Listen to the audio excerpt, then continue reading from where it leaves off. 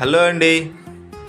ఈరోజు ఉదయం మా బాబాయ్ గారు ఫోన్ చేసి, అరే మన మామిడి తోటలో చెట్టుకు బండి రాలిన మామిడికాయలు ఉన్నాయి, రారా తీసుకెళ్ళి కానంటే రావటం జరిగింది ఫ్రెండ్స్.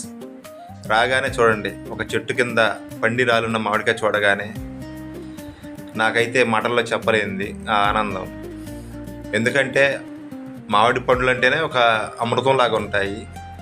అలాంటిది సహజ సిద్ధంగా చెట్టుకు బండి రాలిన మామిడి పండ్లు అంటే ఇంకా ఎవరికి ఇష్టం ఉండదు ఫ్రెండ్స్, చెప్పండి. ఇది మొత్తం 6 ఎకరాల మామిడి తోట ఫ్రెండ్స్.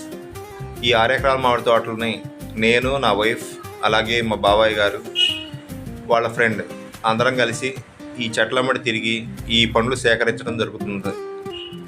చూడండి, సేకరించిన పండ్లు మొత్తం మేము ఒక సంచికి వేసుకుంటున్నాము. అయితే టైం మిట్ట మధ్యాహ్నం 11-12 అవుతుంది ఫ్రెండ్స్. ఆ ఎండకు కూడా లెక్క చేయకుండా ఆ చెట్టుకు పండిన మామిడి పండ్లు తినాలనే కోరికతోటి ఆ ఎండలో తిరిగి వాటిని సేకరిస్తూనే ఉన్నాం. నేనొక్కడిని చివరికి మొయ్యలేక మా ఆవిడ సహాయం తీసుకోవడం జరిగింది. చూడండి ఎన్ని మామిడి పండ్లు ఉన్నాయి చెట్టుకు పండినవి. ఇవి ఇంటికి తీసుకొచ్చి నీట్గా వాటిని కడిగి ఇలా మొత్తం ఆరబెట్టానండి. ఇవి నా ఒక్కడి కోసమే కాదు, మా ఫ్రెండ్స్కి, మా రిలేటివ్స్కి అందరికీ ఇస్తాను తలా 2 కాయలు.